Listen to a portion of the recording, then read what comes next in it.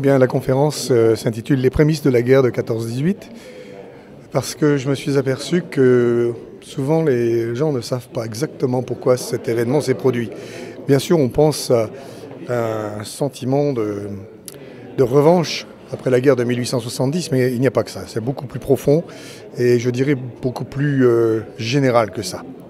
Et je crois qu'il était intéressant de l'aborder, alors qu'on aurait très bien pu avoir une vie aujourd'hui bien meilleure.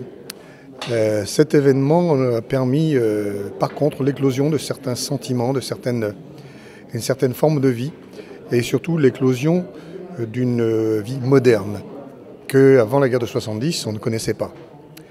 Et les inventions, tout ce qui s'est passé entre 1870 et 1914 a d'abord eu une influence sur le plan militaire, été utilisé dans ce domaine-là, et n'a trouvé une influence civile qu'après cette guerre. Comme le truc le plus simple, par exemple les avions. L'aviation a été utilisée d'abord comme engin militaire, et puis ensuite on s'en est servi dans le civil, pour le transport de passagers, transport de matériel, etc.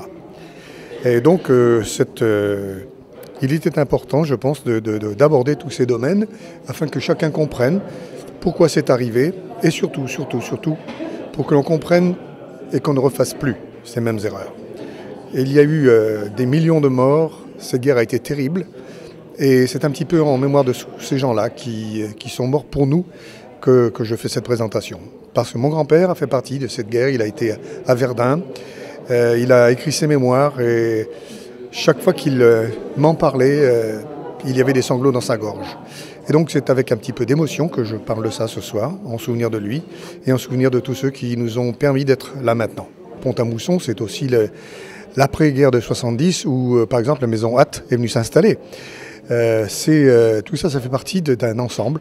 Et Pont-à-Mousson n'a pas été exempt de cet ensemble.